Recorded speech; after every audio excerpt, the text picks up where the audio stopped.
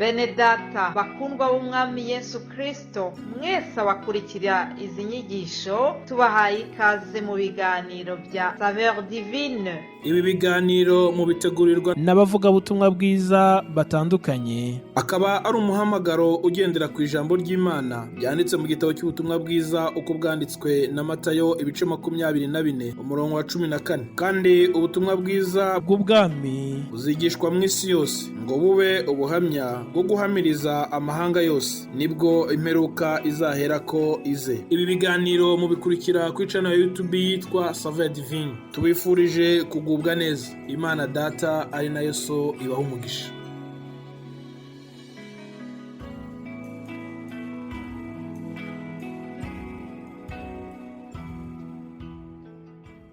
Yesu ashimwe nshuti z'umusaraba, bakunzi b'ikiganiro Saveur Divine. Amahoro ya Kristo nabane namwe aho muherereye hose mu mpande enye z'isi zitandukanye. Amahoro ya Kristo nabane namwe, mbifurije kugubwa neza kuri uyu munsi wo kuwa mbere dutangiye ikindi cyumweru cya kabiri cy'ukwezi kwa 10. Imana ishimwe cyane. Dukomeje gushima Imana yabanye natwe. Ngewe ubabwira Immaculée Nyiraneza, gashimira Imana kubwo uburinzi bwayo. Mbabwira ngo ni ukuri buri munsi utambutse kuri ngewe aba ari igitangaza.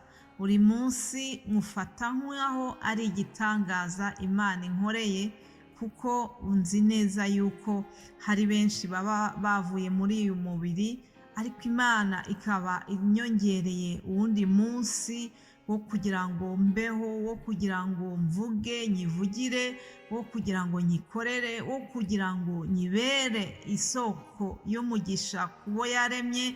Imana ishimwe kubw'ibyo byose. Ndashimiye Imana kandi kubw'uburinzi bwayo, kubwo uyu mwuka mpumeka, kuba nkiri muzima. Ntabwo nirengagije ko hari benshi batambutse. Mu iki cyumweru cyashize nabonye ubwato muri Kongo burohama, abantu benshi barimo bapfa, umuntu areba barataka, benshi barataka. Tubona ibintu bibabaje cyane cyane, bitwereka ngo ni ukuri buri munsi ku wundi tubayemo biba ari uburyo bwo gushima Imana. Ntibiba bivuga ko hatari benshi hirya no hino mu isi batatambutse kubera impamvu zinyuranye. Hari ibyo ngibyo, hari abagiye kubw'intambara, hari abagiye kubw'icyorezo cy'indwara cyongeye kwaguka, hari byinshi byatwaye abantu.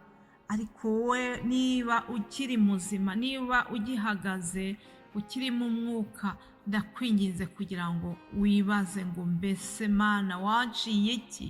Muririmbyi yaravuze ngo wanciye iki Yesu?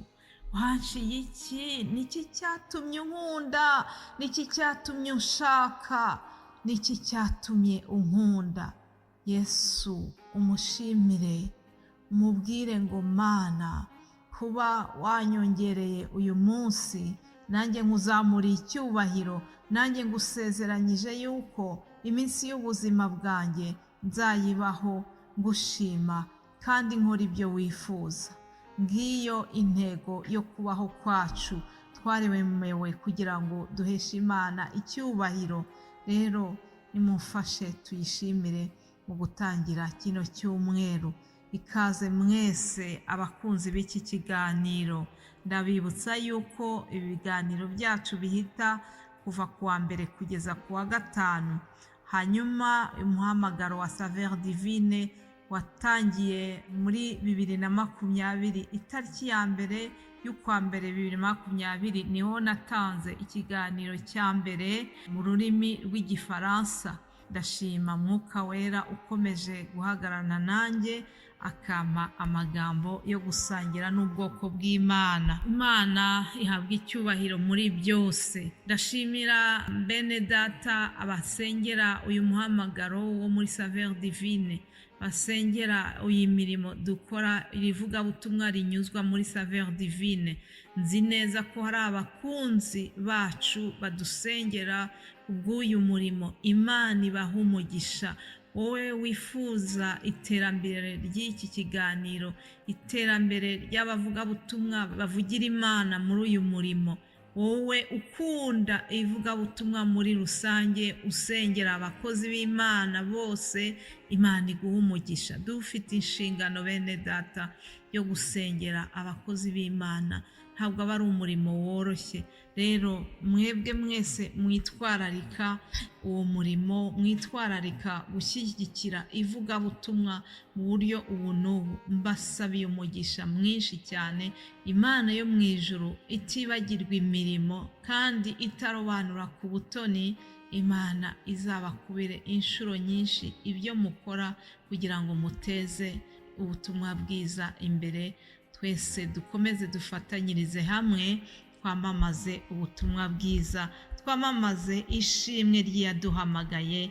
Haleluya, Imana ishimwe. Bifurije rero kugubwa neza muri ibi biganiro byacu. Hanyuma muri iki cyumweru tuzaganira ku ijambo ry'Imana rivuga ngo izina rya Yesu niryo risumba ayandi yose. Haleluya, izina rya Yesu riri hejuru y'ayandi mazina yose. Inshuti zanjye, tuzaganira rino jambo ryo mu Bafilipi igice cya 2 umurongo wa 10 uvuga ngo nicyo cyatumye Imana imushyira hejuru cyane, ikamuha izina risumba ayandi mazina yose. Haleluya. Munyemerere nongereho n'uyu murongo wundi uvuga ngo kugira ngo amavi yose afukame mu izina rya Yesu, ari ay'ibyo mu ijuru cyangwa se ay'ibyo mu isi cyangwa ay'ibyo munsi y'isi, kandi indimi zose zihamye ko Yesu Kristo ari Uwiteka, ngo Imana Data wa twese ihimbazwe. Imana ishimwe. Haleluya. Yewe dufite umugisha yo kuba twaritiriwe Kristo, twaritiriwe izina rya Yesu. Ni izina risumba ayandi yose. Nta zindi zina dukirizwamo, nta rindi zina duhorezwamo, nta rindi zina twaboneyemo agakiza uretse izina rya Yesu. Muririmbyi umwe wa 16 yaravuze ngo aba Yesu bishimira izina rye ryiza, ngo ribamara imibabaro rikabatinyura. Mwari muzi yuko izina rya Yesu rikiza imibabaro?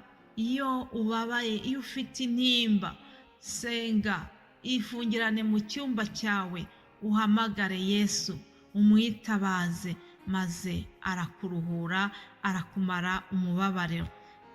Ndakunda iyi ndirimbo ko yatubwiye ngo umutima ukomeretse. Ni ukuri hari ibintu byinshi bidukomerekeje, hari ibintu binyuranye bijya bikomeretsa umwana w'umuntu. Ushobora kwangwa n'uwo wari witeze yuko azakugirira neza, azakomeza kugukunda, ariko akagutungura. naho yaba ari umuvandimwe ukabona ishitani iramukoresheje agahinduka, ukibaza utese uyu ni wa muntu nari nzi mu iyi minsi yashize, uyu ni wa muntu tuvukana. Ukumva uratangaye, ubwo umutima wawe ukabura akomeretse. Nshuti zanjye, muri iyi minsi ya nyuma urukundo rwa benshi ruri kugenda rukonja, abantu bagakomeretsa abandi. Ariko uyu muririmbyi aratubwiye ngo izina rya Yesu niryo rikiza umutima ukomeretse rikawuvura, kandi ng'ushonje rirawuhaza, riruhura umutima urushye. Izina rya Yesu niryo ngabo yacu idukingira, ihora idukingira, n'urutare twubakaho. Nshuti zanjye, ndabinginze kugira ngo nukuri mwongere mwishimire izina rya Yesu. Yesu rero akomeze abagirire neza, Yesu akomeze aduhane umugisha. Mbifurije nukuri gukomeza kwambaza izina rya Yesu, niryo zina twakirijwemo. Reka dusenge twiragize Imana. Data mwiza wo mu ijuru, ni mu izina rya Yesu Kristo umwana wawe w'ikinege, ni mu iryo zina mpagaze muri aka kanya. Ndagushimira kubwo uburinzi bwawe bwabaye kuri twebwe, ndagushimira kubw'iri jambo ritoya utunyujijemo. Ndakwinginga kugira ngo ubyagure mu mitima y'abari buryumve, mu izina rya Yesu ndasabye kugira ngo abababaye ubahoze, abakomeretse ubomore, kuko twabonye yuko mu byakuzanye harimo no gukiza imitima imenetse, imitima ishenjaguritse.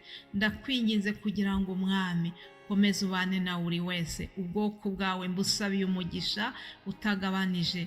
Ndasabye kugira ngo ikintu cyose bazakora muri iki cyumweru gitangiye uzabane nabo, uzaha umugisha imirimo y'amaboko yabo, nanjye kandi uzabane nanjye mu kuvuga ijambo ryawe. Mwuka Wera azabane nanjye amerekeze, mvuge mvugishijwe nawe. Ndakwinginze kuba ukomeze ugumane natwe twese, mu izina rya Yesu tubisenze, amen, amen.